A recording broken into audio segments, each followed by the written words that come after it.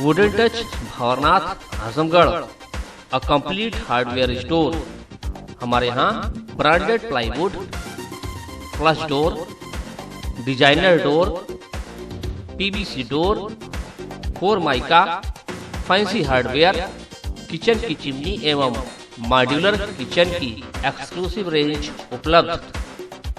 अपने आशियाने में लगाइए 4 चांद, पहुंचिए वुडन टच भंवरनाथ आजमगढ़।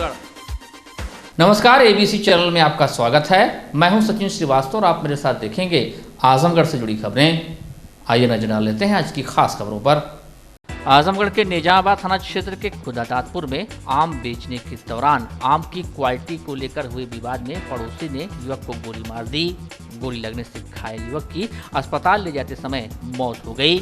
सूचना के बाद निजामाबाद थाने की फोर्स के साथ ही सीओ सदर मौके पर पहुंचे। इस मामले में पुलिस ने आरोपी के पिता को गिरफ्तार कर हत्या में प्रयुक्त तमंचा को बरामद कर लिया है। वहीं आरोपी की सरगर्मी से तलाश की जा रही है। आजमगढ़ के निजामाबाद थाना क्षेत्र के खुदादातपुर गांव के ही 2 पड़ोसी आबिद व अनस गांव के बाहर फरिया सरायमीर मार्ग पर चौकी रखकर आम बेचते हैं। बताया गया कि कल शाम को चौकी रखने व आम की क्वालिटी को लेकर दोनों के बीच विवाद हुआ। आज फिर दोनों इसी मामले को लेकर आपस में भिड़ गए। आसपास के लोगों ने बीच बचाव किया। इसके बाद दोनों घर चले गए। बाद में दोनों के घर आपस में सटे हुए हैं। बताया जा रहा है कि अनस घर से तमंचा लेकर निकला और आबिद को उसके घर के दरवाजे पर ही सीने में गोली मार दी। इसके बाद मौके से फरार हो गया। परिजन 19 वर्षीय आबिद को लेकर अस्पताल जा रहे थे, लेकिन रास्ते में ही उसकी मौत हो गई। परिजनों में कोहराम मच गया। तनाव के मद्देनजर गांव में फोर्स तैनात कर दी गई है। सूचना के बाद स्थानीय पुलिस के साथ ही सीओ सदर मौके पर पहुंचे। पुलिस अधीक्षक त्रिवेणी सिंह ने बताया कि इस मामले में 2 लोगों पिता व पुत्र पर मुकदमा दर्ज किया गया है, जिसमें पिता को गिरफ्तार कर लिया गया है। वहीं हत्या में प्रयुक्त तमंचा को भी बरामद कर आरोपी की गिरफ्तारी के प्रयास किए जा रहे हैं। जल्द ही उसे गिरफ्तार कर लिया जाएगा। लड़के जो हैं आम बेचते हैं, तो एक दूसरे पे, और इनका घर भी आसपास ही है, पड़ोसी हैं दोनों एक दूसरे के। ये आम की क्वालिटी को लेकर के टीका टिप्पणी एक दूसरे पर कर रहे थे। उसी को लेकर के वो 19 साल का लड़का है, उसने तमंचे से मार दिया उसको गोली। उसके सीने पे गोली लगी। जब उसको हॉस्पिटल ले जाया गया इलाज के लिए तो उसको वहाँ डेथ हो गई है। उसके पिताजी भी उसको चढ़ाते रहते थे। तो लड़के के पिताजी गिरफ्तार हो गए हैं। इसमें FIR में लड़के के पिताजी और लड़के पे FIR है। लड़के के पिताजी गिरफ्तार हो गए। जिस कट्टे से उसने मारा है वो कट्टा भी बरामद कर लिया। हमारी टीम निकली है, वो लड़का भी शीघ्र गिरफ्तार हो जाएगा। अन्य प्रदेशों से अब तक जनपद में 1,70,000 प्रवासी श्रमिकों का आगमन हो चुका है। जिलाधिकारी राजेश कुमार ने बताया कि मुख्यमंत्री जी के निर्देश के क्रम में सबसे महत्वपूर्ण कार्य प्रवासी श्रमिकों को उनके ग्राम में ही रोजगार के अवसर उपलब्ध कराकर रोजगार दिलाना है। डीएम ने बताया कि दूसरे प्रदेशों से आए हुए प्रवासी श्रमिकों की स्किल मैपिंग कराकर विभिन्न विभागों को प्रवासी श्रमिकों की सूची उपलब्ध कराई गई है। समस्त विभागों के अधिकारियों को निर्देश दिए गए हैं कि प्रवासी मजदूरों को स्किल मैपिंग के अनुसार रोजगार उपलब्ध कराएं। इसमें किसी प्रकार की लापरवाही क्षम नहीं है।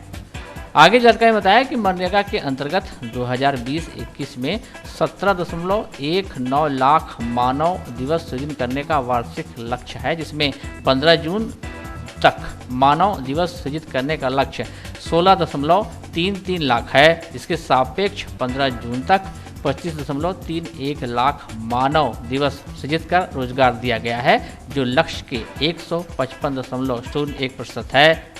आज 15 जून को कुल 1,47,376 मानव दिवस सृजन कर रोजगार दिया गया है।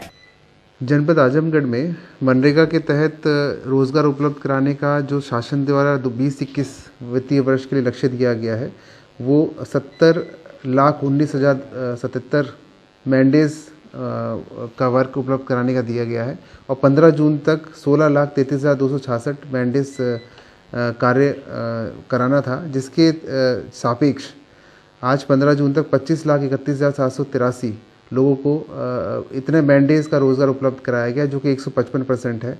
आज की तारीख में अगर बात करें तो 1,47,375 व्यक्तियों को जनपद में मनरेगा के तहत रोज़गार दिया गया है, जिसमें प्रवासी जो जनपद में आगमन हुआ है प्रवासी श्रमिकों का वो 35,224 है, जो कि आज की तारीख में 24% है। तो प्रवासियों को प्रेरित करके उनको प्रोत्साहित करके जॉब कार्ड बनाया जा रहा है और कार्य दिया जा रहा है। इसमें एक चीज़ का और ध्यान रखना जा रहा है कि ट्रैकिंग की जा रही है कि जिनका होम क्वारंटाइन का समय पूरा होते जा रहा है उनको ट्रैक करके उनके जॉब कार्ड बना के तुरंत कार्य उसमें दिया जा रहा है। यूपी में दलितों पर हो रहे उत्पीड़न को लेकर मुख्यमंत्री योगी आदित्यनाथ ने कड़ा रुख अख्तियार कर साफ संकेत दिया है कि दलितों पर उत्पीड़न करने वाले किसी भी कीमत पर बख्शे नहीं जाएंगे। दलितों पर उत्पीड़न करने के मामले में जौनपुर के बाद आजमगढ़ में आरोपियों पर कड़ी कार्रवाई कर कड़ा संदेश दिया गया है, लेकिन 2 दिन बीत जाने के बाद भी गंभीरपुर थाना क्षेत्र के उबारपुर गांव में घटी घटना में अभी तक किसी भी आरोपी को पुलिस गिरफ्तार नहीं कर सकी है। उबारपुर गांव में लालगंज के भाजपा जिला अध्यक्ष ऋषिकांत राय के इशारे पर उनके पुत्र सत्यम व शिवम सहित भाई और भतीजे द्वारा मनरेगा में काम कर रहे दलित मजदूरों को गाली देने व मारने पीटने का आरोप लगा है। शनिवार के दिन हुई इस घटना के बाद आक्रोशित ग्रामीणों ने चक्का जाम कर दिया। कड़ी मशक्कत के बाद पुलिस ने आरोपियों के खिलाफ मुकदमा दर्ज किया। इसके बाद जाम समाप्त हुआ था। पिटाई से 2 मजदूर 35 वर्षीय वेद प्रकाश व 24 वर्षीय रविंद्र कुमार घायल हो गए थे।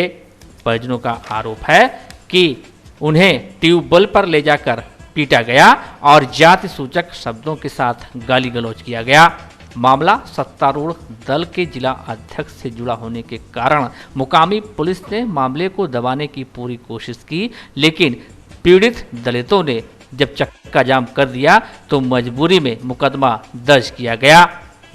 घटना में घायल रविंद्र कुमार की तहरीर पर लालगंज के भाजपा जिला अध्यक्ष के पुत्र भाई भतीजा समेत 5 लोगों के खिलाफ SC/ST एक्ट व 147, 323, 504 व 506 के तहत मुकदमा दर्ज किया गया।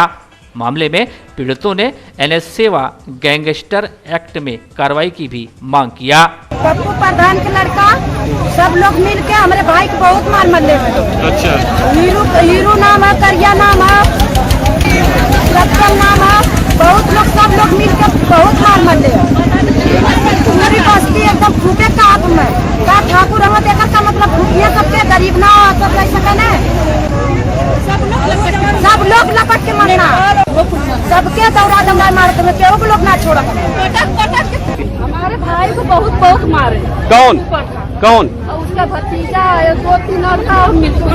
किसके भतीजा? राय, राय मन्ना, खुद मन्ना, हम तो मन्ना यहाँ था।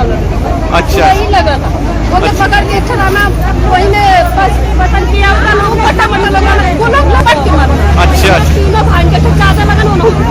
अच्छा अच्छा अच्छा। काहे बदे झगड़ा भइल लिया? तनी तनी देश में चमरौती के गरियावन ने नेरे ठाकुर मिल। अच्छा अच्छा। नेरे गली में पानी की व्यवस्था है वहीं पर। अच्छा अच्छा। बाहर गंदगी और चमार कहाँ जाएंगे? ना तो हर लगे खेत होगा, कई घड़ी भाग के रहिए। बस वही खातिर ना तो बंद करिया बना, वही खातिर लड़का बोल रहा, वही खातिर लपट के बस बाहर साफ ना दे काम होता। वही खातिर के अंदर यहाँ घाव लगे नहीं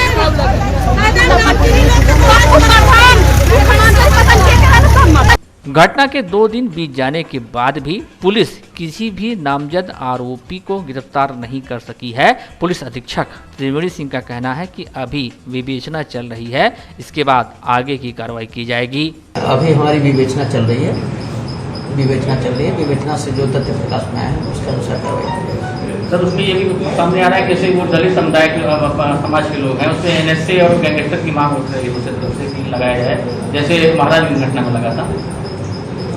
नहीं, इस तरह की घटना तो नहीं है उसमें। इसमें देखिए, जब भी किसी घटना से कानून व्यवस्था छिन्न भिन्न हो जाती है, जनता के बीच में दहशत पैदा होती है, वैसे माहौल में NSA की कार्रवाई होती है। NSA का ये प्रकरण नहीं बनता है। हमारी विवेचना चल रही है, शीघ्र इसमें हम कार्रवाई करेंगे। ठीक। जनपद में अपराध के ग्राफ के बढ़ने से चिंतित समाजवादी पार्टी ने सीधे प्रदेश सरकार को कटघरे में खड़ा किया है। पार्टी हवलदार यादव ने कहा कि जनपद में कानून व्यवस्था पूरी तरह से ध्वस्त हो गई है। अन्याय व अत्याचार चरम पर है। धर्म व जाति के आधार पर अपराधों का मूल्यांकन हो रहा है। थानों पर बैठकर बीजेपी के नेता यह भेदभाव करा रहे हैं। पुलिस वही कर रही है जो बीजेपी के नेता चाह रहे हैं। जीयनपुर के भुक्तभोगी की पीड़ा दिखाते बताते हुए उन्होंने सिकंदरपुर की घटना, कप्तानगंज की घटना का उदाहरण देते हुए कहा कि यहाँ एफआईआर तक से छेड़छाड़ हो रही है। प्रदेश सरकार अपने इशारे पर पुलिस व प्रशासन का उपयोग कर रही है। में अपराध बहुत ही तेजी से बढ़ रहा है और खास करके गरीबों पर, पिछड़ों पर, दलितों पर और माइनॉरिटी पर अत्याचार हो रहे हैं। इस जनपद में दो तरीके के मानक तय किए जा रहे हैं। एक तरफ कहीं और घटनाएं हो रही हैं तो उसको बड़ा तरीके से चढ़ा बढ़ा के पेश किया जा रहा है। दूसरी तरफ लोग मारे जा रहे हैं, एफआईआर भी नहीं दर्ज हो रही है।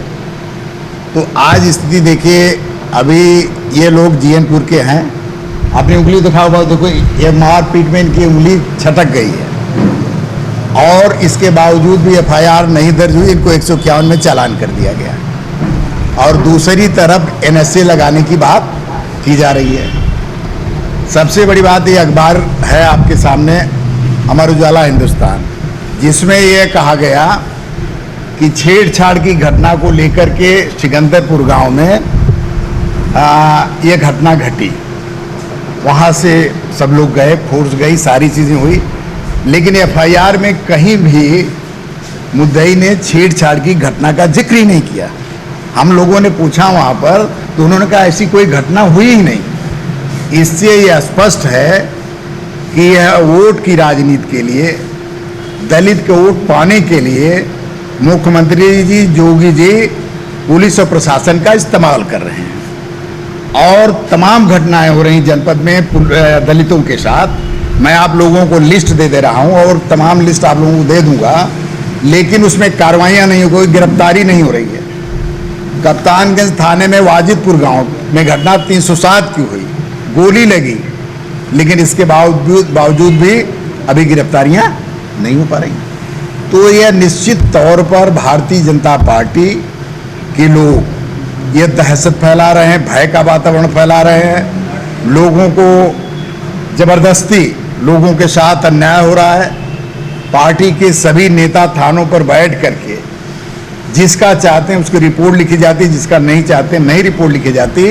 अगर किसी दलित की रिपोर्ट लिख गई तो क्रॉस केस वहीं दूसरे लोगों का भी लिख लिया जाता है, फर्जी लिख लिया जाता है। तो इस बात का प्रमाण है यहाँ पर कानून व्यवस्था पूरी तरह ध्वस्त हो गई है।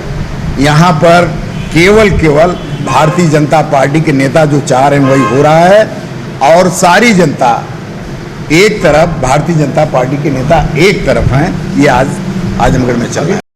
कोरोना महामारी के बीच प्रवासी श्रमिकों, बेजुबान जानवरों को भोजन कराने, शहर में जगह जगह सैनिटाइजेशन का कार्य करने वाले ये युवा जय आजमगढ़ सेवा संस्थान के हैं। जिला प्रशासन ने इनके पुनीत कार्य को, इन सभी युवाओं को कोरोना योद्धा सम्मान पत्र देकर सम्मानित किया है। प्रशस्ति से प्रफुल्लित संस्थान के युवाओं ने कहा कि उनका उत्साह व मनोबल बढ़ा है। समाज के लिए आगे और बेहतर करने का उनका प्रयास होगा। हम लोगों ने जो कोरोना इस कोरोना महामारी में हम लोगों ने जो कार्य किए हैं उसको देखते हुए एडीएम साहब द्वारा हम लोगों को सम्मान पत्र दिया गया है। हमारे युवा साथी सभी लोग एकत्रित हुए हैं। माननीय एडीएम साहब द्वारा हमको कोरोना में जो हम लोगों ने संघर्ष किया है, जो कार्य किया है, उसको मद्देनजर रखते हुए आज हमको सम्मान पत्र दिया गया, जिसे हम युवा वर्ग के लोग प्रेरणा स्रोत मानते हुए और इस सम्मान को आगे और चाह करने के लिए और आगे बढ़ाने के लिए हम लोग चाहते रहेंगे। इसी तरह हम लोग का कार्य चलता रहेगा। धन्यवाद। कथावाचक मुरारी बापू द्वारा भगवान श्री कृष्ण व बलराम पर की गई अमर्यादित टिप्पणी से पूरे देश में आक्रोश के स्वर बुलंद हो रहे हैं।